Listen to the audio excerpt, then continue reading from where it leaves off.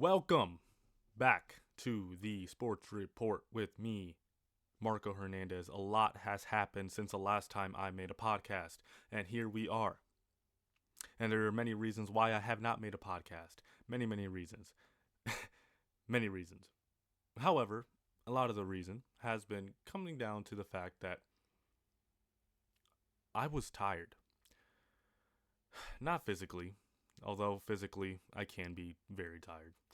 Mentally, I was tired with the Chicago Bears and the this talk surrounding Justin Fields versus Caleb Williams, this battle that has been going on over the last couple of years. Well, guess what? Now it is over. Now Bears fans, specifically ones that weren't really on the Justin Fields fan club for the longest time, are now relieved. I think that's what the sense I got when the news was happened. And if you're living under a rock, and I'm sure you haven't been, and if you're listening to this podcast, you probably already know that the Chicago Bears have traded quarterback Justin Fields to the Pittsburgh Steelers for a 2025 conditional sixth round pick that could turn into a fourth round pick next year's draft if Justin Fields plays more than 51% of the snaps for the Pittsburgh Steelers. Now, the Pittsburgh Steelers have signed Russell Wilson to a 1 year minimum deal to pretty much be their starting quarterback. They've already told him, like, hey, you're going to be our starting quarterback. This is why we want you. And Justin Fields is going to be the backup, at least starting in training camp. Wow. Moment of silence. No, but in all seriousness, when this deal happened, I was kind of rushed with a feeling of sadness in a way, just because of how this deal has gone down. How should, as a fan base, how should we feel about this? I think to a certain extent we should feel disappointed. Not just with what the compensation, what we got for Justin Fields, but also just the fact that we just got we just traded away the quarterback 3 years ago that many of us were super excited about when we traded up to the number 11 pick in the 2021 NFL draft to select Justin Fields. And the excitement that everybody had of potentially having that quarterback finally, a franchise that hasn't had a quarterback throw for over 4,000 pass yards, a quarterback that has not had 30 touchdowns in a season. We just have never had that in the franchise, and potentially now we have that guy. And now fast forward 3 years later, we moved on, and it's disappointing, and it was expected though. There were so many people out there that were just simply denying the fact that Justin Fields was not going to be the guy for next season, not going to be quarterbacking this team, and that they were refusing to accept the fact that it was going to be Caleb Williams. I have talked about it constantly, even on this podcast, about how many times, or what the inevitability of Justin Fields being traded and Caleb Williams being the number one overall pick in this year's draft by the Chicago Bears. Um, like I said, I expected this trade to go down. I thought from anywhere between March 1st and March 13th would have been the time period for Justin Fields to be potentially traded.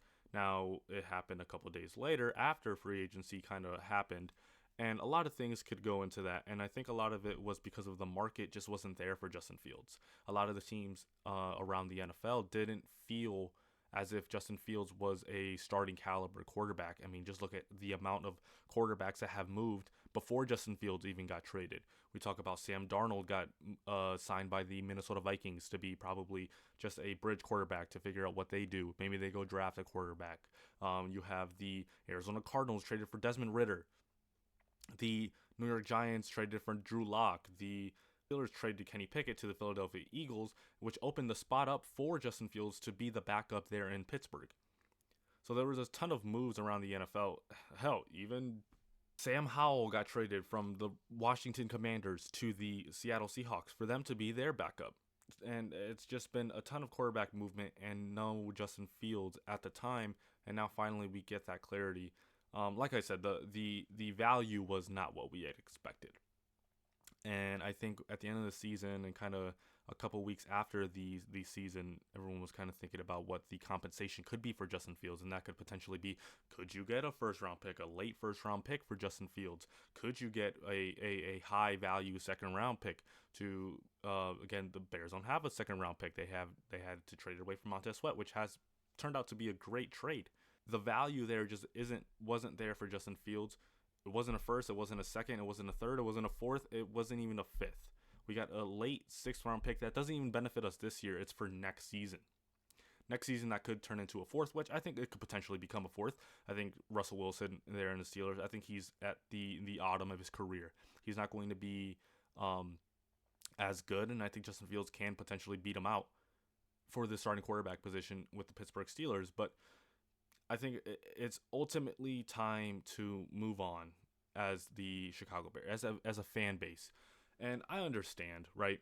I was a Justin Fields supporter throughout, and I think it hit me around the playoff time of this year's playoffs, what we are missing at quarterback and what Justin Fields isn't, and accepting what he is. And I think a lot of fans have failed to do that, is accepting what he was not and what he still needs to improve on. And a lot of the blame went towards Luke Getsy. A lot of the blame went towards the Chicago Bears as an organization and how much they failed him. And I agree with that narrative. I agree with that opinion that the Chicago Bears failed him as a franchise, because he came into a situation, probably the worst situation you want to come into as a rookie quarterback in the NFL. You come into a regime, previously Ryan Pace and Matt Nagy, that were just trying to desperately hold on to their jobs. Ryan Pace desperately went up and traded for Justin Fields, and then they signed Andy Dalton first before trading for Justin Fields. So they had the idea of having Andy Dalton be the starting quarterback, and had the plan of sitting Justin Fields for that season to potentially save them another year in their jobs. And ultimately, they had Andy Dalton game plan, and Matt Nagy wasn't prepared, or was not willing to truly put in a game plan for Justin Fields to learn, or also to grow and to showcase his skill set. And we all remember that Cleveland Browns game, his first game. He was sacked 9 times. He was awful. One of the worst rookie debuts I could remember. But then you go through that season. Then you go through the second season, was a complete teardown. You go through a new offensive coordinator. Then you have pretty much no talent on the at wide receiver. You have no one to throw the ball to, and you're literally in a season where you are trying to lose. If you're Ryan Poles, you are trying to lose, and you ended up with the number 1 overall pick. And then finally, you get a weapon like DJ Moore to throw the ball to, but we didn't see that the improvement that we wanted to see from Justin Fields. Early on this season, we saw he was still holding on to the ball. That Green Bay Packers game, the Kansas City Chiefs game, there were still games where he was still holding on to the ball for too long. Tampa, he was not making the strides and the improvements that we had hoped for in the offseason, and what we had hoped for when we traded away the number 1 overall pick, which right now it looks to be great, because you get the number 1 overall pick this season, you get DJ Moore, you drafted Tyreek Stevenson, and you still have a second rounder next year. And now you have the opportunity to draft Caleb Williams. So that trade, completely fine, even though you missed out on CJ Stroud, which everyone was not believing CJ Stroud was going to be the number 1 pick. It was Bryce Young. So it was between Bryce Young or Justin Fields, and you can malign Ryan Poles, and I don't think Ryan Poles has done a perfect job. No one has done a perfect job in the NFL.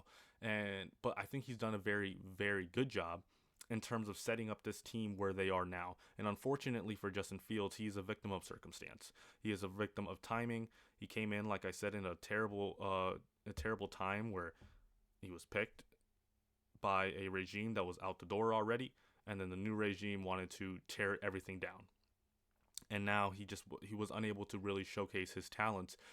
However, again, like I said, everyone wants to blame everything on the coaching staff, on the organization, but I think Justin Fields 100% would be the first person to tell you that he did not play to his level, did not play to his standard and what he wanted to play at.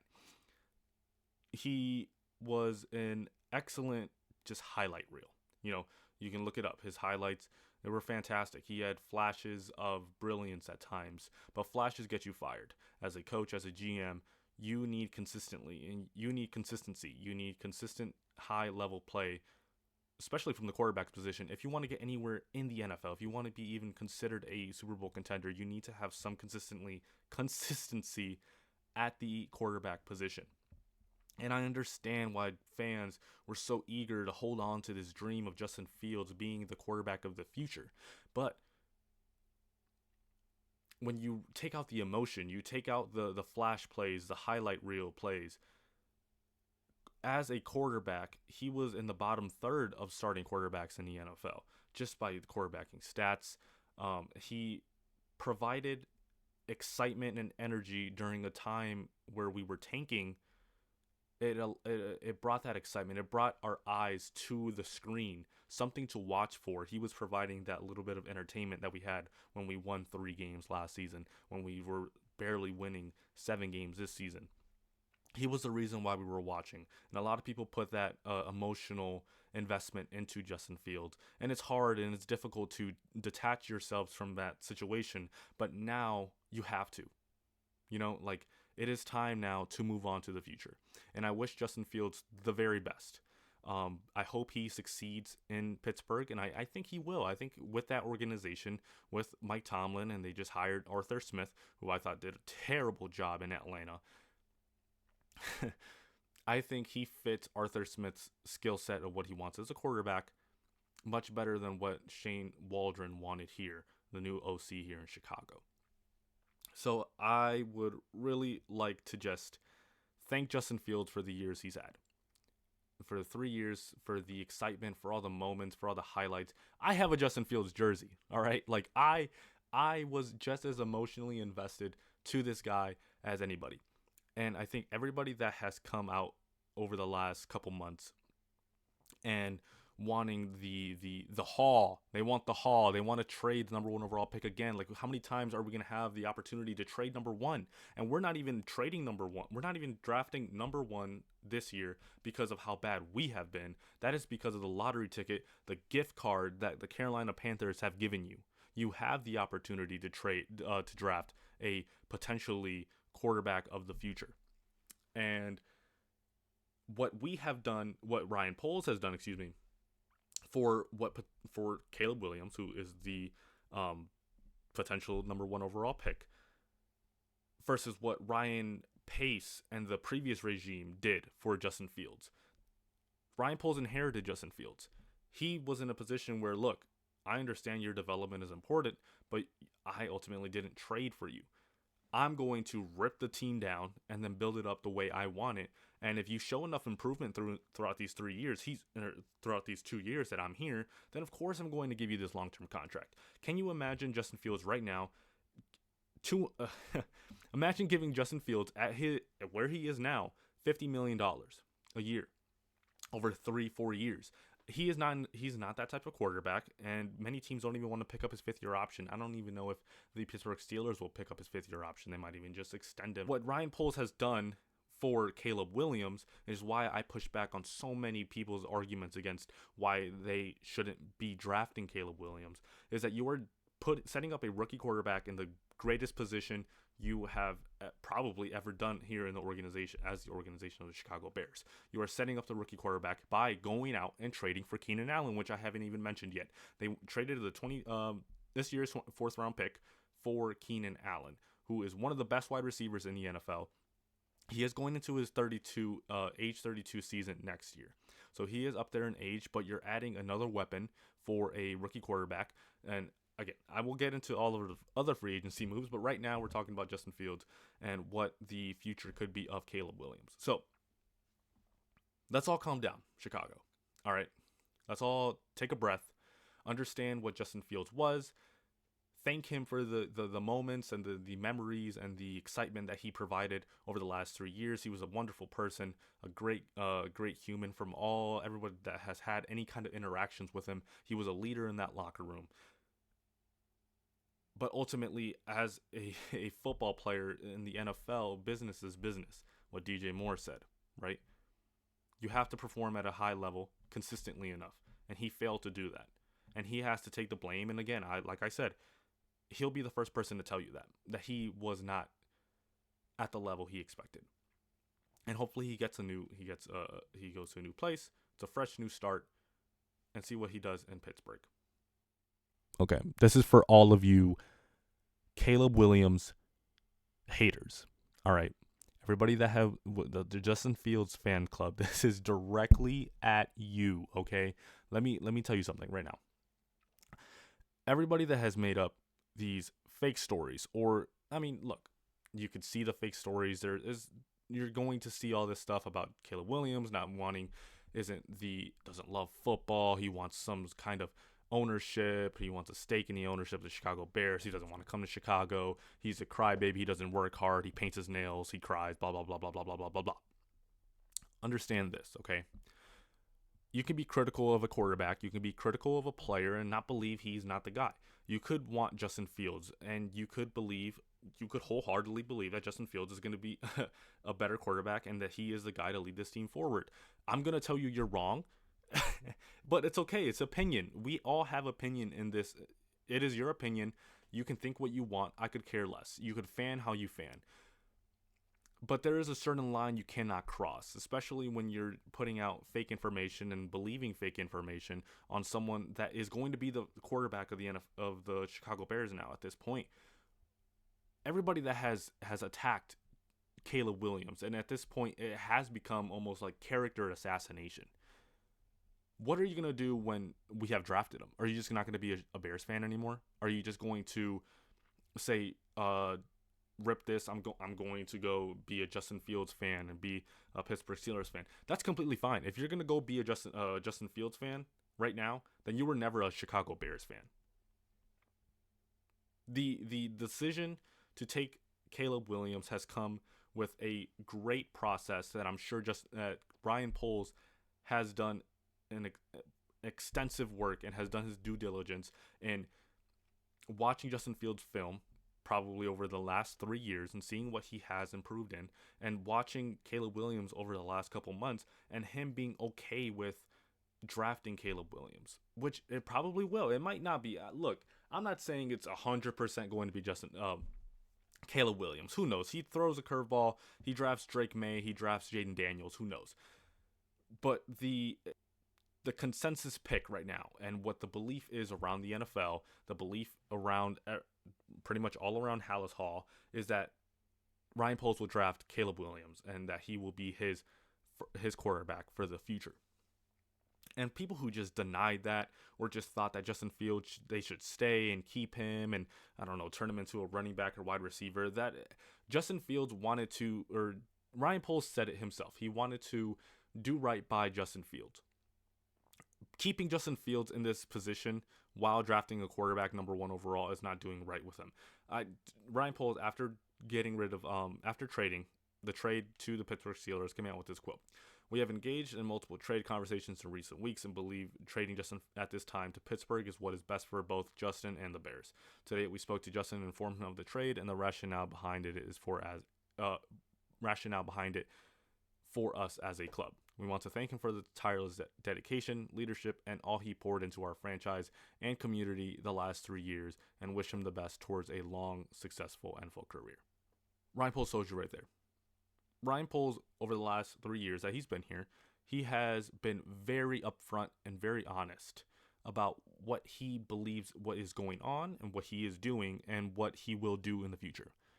He's been extremely transparent, and whatever he says is very calculated. Whatever he says, I believe, because of what everything that he has said has kind of come to fruition.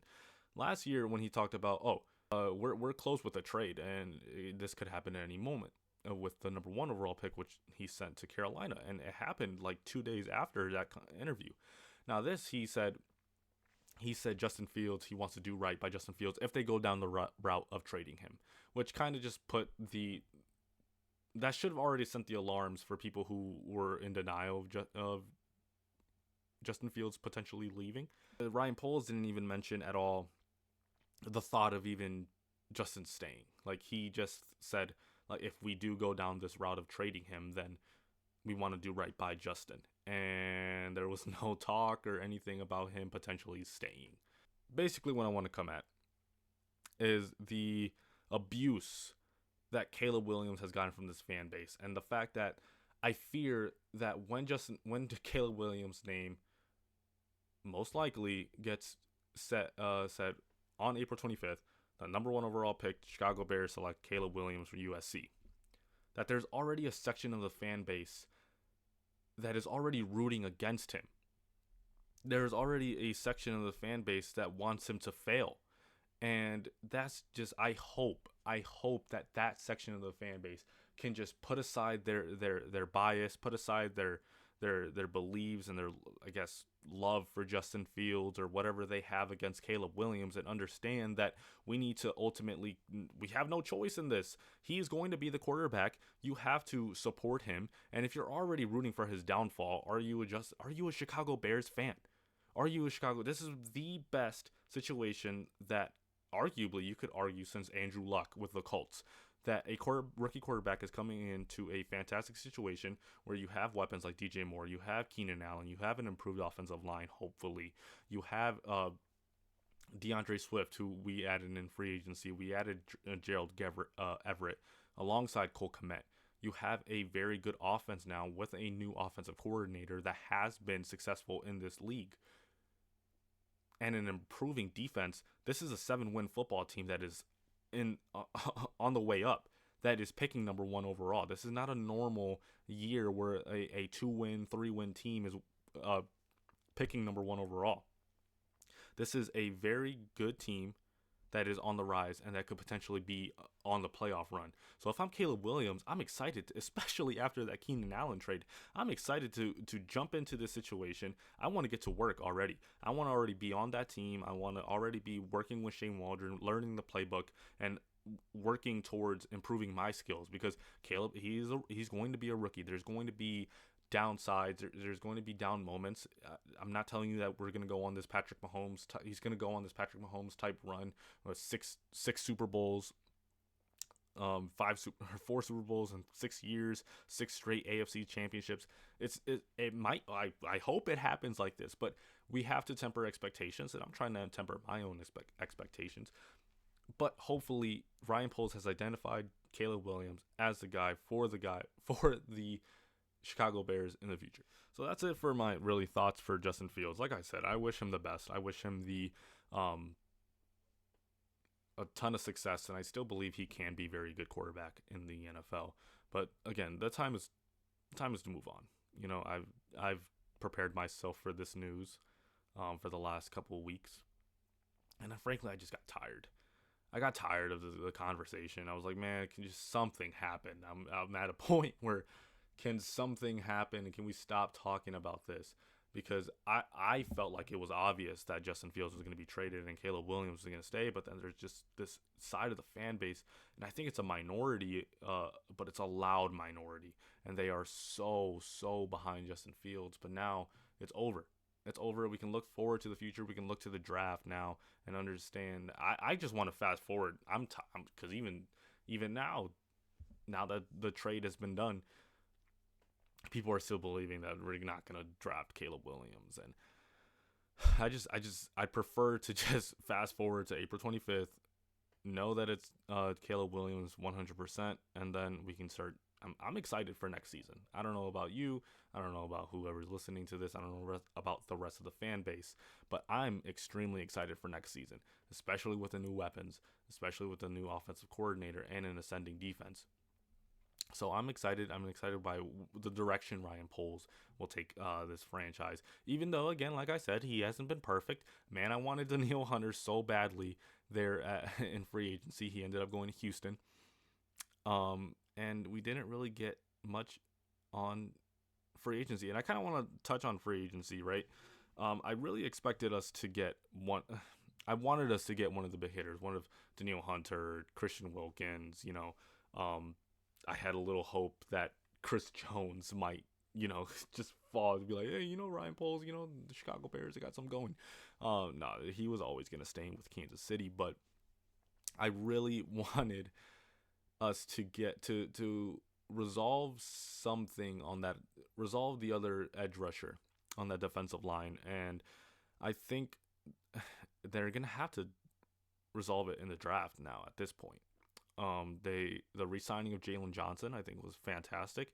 Jalen Johnson is one of the best corners in the league, and you lock him up for 4 years. Um, Releasing Eddie Jackson and then bringing in Kevin Byard, I think, is an upgrade. You have someone now that kind of fits more of the system that Matt Eberflus wants to run.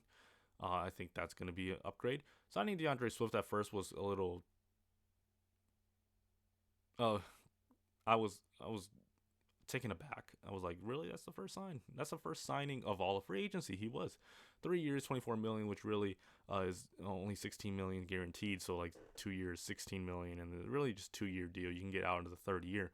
I think it allows it provides a different option at running back, and I think it kind of tells you what they feel about Khalil Herbert and that the fact that he isn't really a 3 down back. And the addition of Gerald Everett. Shane Waldron likes to run a lot of 2, 3 tight end sets, so I think we'll see a lot of Gerald Everett, more than what we saw of like Robert Tunyon and Martellus. I was gonna say Martellus Bennett. Oh man. Mercedes Lewis. We're gonna see a lot more of Gerald Everett and Cole Kmet on the field together, and I think I think this is gonna be an underrated signing. I think Gerald Everett's a very good tight end, and I think he can have a big impact on this offense next season. And again, you're just supplying Caleb Williams potentially with a lot of weapons, and I think it's gonna be a very good start to his career at least.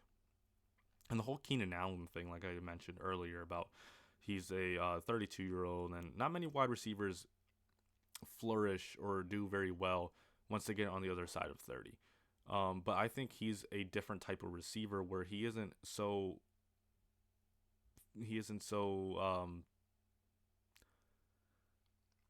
dependent on his like athleticism or his speed or anything like that. He's just an excellent route runner. He's one of the best route runners in the NFL. And he's going to fit well in the slot where all he has to do is just find the holes. Find the holes in the zone and just kind of beat a man. And he does very well, and that's what Justin Herbert, he's exactly what you want as a rookie quarterback, someone that is going to get open, someone that's going to catch the football. And I think he could do that for 2-3 years, where he's just going to be in the slot working in the short to intermediate range, and let DJ Moore be that X factor out wide. And I think it's a great compliment to what DJ Moore is. And man, what a situation that is. What a situation that is, man. I'm fucking hyped. So I could keep going about the Chicago Bears for forever. I keep going on and on and on. And I kind of want to talk about more about the draft, because I want to shift my focus more to the draft now. What we're gonna do we know what we're gonna do with the number 1 overall pick. Come on, guys. Let's come on. I just went on this whole spiel about who it's going to be. Come on. We all know. Anyway, what we're going to do with the 9 pick, because this year we only have 4 first-round picks. I want to do a separate whole podcast on that and what we could do, because that refocus our attention to the NFL draft now, which is only like 5 weeks away. So, again, 5 weeks is a long time, so we could do that podcast later. The Chicago Bulls have kind of caught my attention here over the last couple of games, over the last couple of weeks. I am still not in a position where I'm like excited for the Bulls. They have not pulled me into that spot. No way. No way. I am not falling into that trap.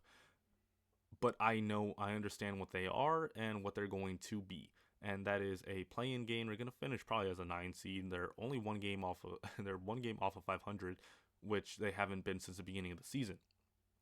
So they're going to be a 9 seed, and they could win the play-in. They could get into the playoffs as a 7 or 8 seed, but they're going to get probably bounced by one of the Milwaukee Bucks or the Boston Celtics in probably 4 or 5 games. It's inevitable. We understand. We know what's going to happen. But I've found enjoyment in playing in watching the Chicago Bulls as of late. They've played some good basketball. Aside from what they have been over the last season, and what they will be, just kind of staying in the now, they've played some good basketball. They've played very well defensively, and I honestly really enjoy watching a lot of these players on the team. The ascension of Kobe White, this season, he is the favorite, I believe, to be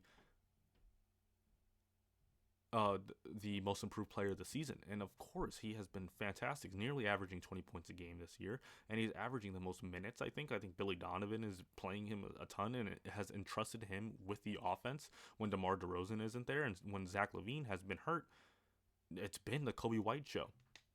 And I think also the improvement of Ayo Dosunmu has been a pretty underrated storyline this year and what he can become. I don't think he's going to be a superstar, but I think he could be a very good role player on a very good team.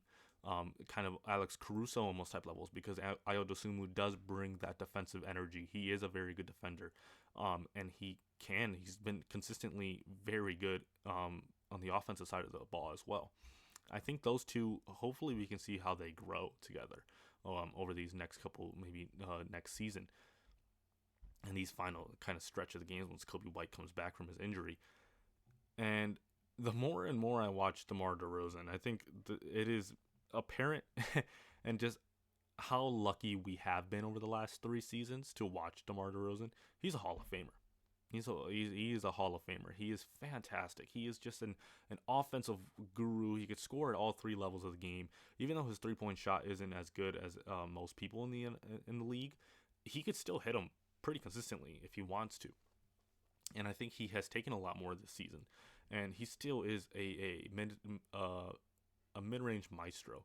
And he understands how to get his shot and how to play in rhythm. Because once he gets going in the fourth quarter, I think he's also one of those, he's favorite to win Clutch Player of the Year this year. Because in clutch time in the fourth quarter, the whole team can play very well all game. But once it's fourth quarter, once it's crunch time, find DeMar and let him cook. Let him run. Let him find space and let him create his own shot, because he just has this ability to make difficult shots in the most clutch moments of the game. My appreciation for DeMar DeRozan has grown so much over just watching these last couple of games, because I think I realized again just how good he really is. And just, I don't know if he's going to still be here next season. He's a free agent this offseason. Who knows if he's still going to be here next year? He says he wants to be back, and he wants to be back here. What is that going to do in terms of money? What will that stop the Bulls? I think it's time to move on. Personally, even though I love DeMar DeRozan, I think it's time to move on. I think it's time to go back. It's time for Arturas. I don't even want Arturas and this regime to even oversee a rebuild. The way they haven't drafted well. They haven't made any really good trades. Their development of players haven't been, besides someone like Ayo Dosunmu. Patrick Williams hasn't developed. Dalen Terry, we've kind of seen more game time, but that's just because of some injuries to guys like Kobe White, to Zach LaVine. I want to see just a teardown. Honestly, I don't want to be stuck in the middle, because this is where we are, and this is where we were with Gar and Pax. Being in the middle sucks, and as much as I'm enjoying watching this Bulls team currently right now, as they're winning games and they're making things fun and entertaining, as I'm trying to get back into basketball and the NBA, it just hasn't been a good product for most of the season. And for most of the season, I didn't care. And why should I care if the franchise and the ownership specifically does not care either, or the management? So, like I said, they're gonna make it. They're gonna make the play-in, maybe make the playoffs, and get bounced in the first round in 4 or 5 games. But I just want to see more Kobe White. I want to see more Ayo Dosunmu. I want to see more DeMar DeRozan. I want to see more Alex Caruso. I really like these players, and I hope that maybe Ayo and Kobe White can kind of turn into a backcourt that could be good enough in the future. And I think those are the 2 players that the Bulls and management, or whoever future management is, will build around those 2 players. Because very decent. I'm just talking. Man, we have no hope. We have no hope. Thank you again for listening to this podcast, or watching, or however you're consuming this podcast, however you're consuming my content. Thank you for all of this. Thank you for listening. share it with your friends, share it with the people, like if you know somebody that knows sports or likes talking about sports, or just likes listening, or just keeping along with what the Chicago Bears, the Bulls. Maybe I'm gonna start doing more White Sox stuff. Although I was really planning on doing some White Sox stuff this summer, but man, they're gonna be bad. Man, they're gonna be bad. They're gonna be bad. They just traded away Dylan Cease, and I'm sad, and because I have like all these bobbleheads. I have six Dylan Cease bobbleheads. What am I gonna do with six Dylan Cease bobbleheads now? I don't know. But I don't know. I'm gonna start doing more basketball content. Hopefully, like I said, the Bulls have kind of gotten me more into the NBA, and the NBA, the playoffs start next week, next month. So we're gonna see a lot more of that. The Bears, like I said, man, this was like the busiest part up until the draft. Now, um, I'm tired. I just want to get to next season. Honestly, I don't even want to talk about the off season anymore. But we're in a spot now in sports where we got the playoffs coming up for the NBA. We got the NHL playoffs, but the Blackhawks aren't in it, and we got baseball season coming up. And maybe the Cubs could be good. Maybe the White Sox could surprise a bit, but they're probably going to be last in their division. Um, but yeah, hey, and if you guys have any suggestions on what you guys want me to talk about, send them my way. I'm free. I'm open to a lot of things. I'm sometimes a little too much. But we thank you for listening. Thank you for participating. Um, I hope you all have a wonderful, wonderful, wonderful time from this time until next time. Thank you.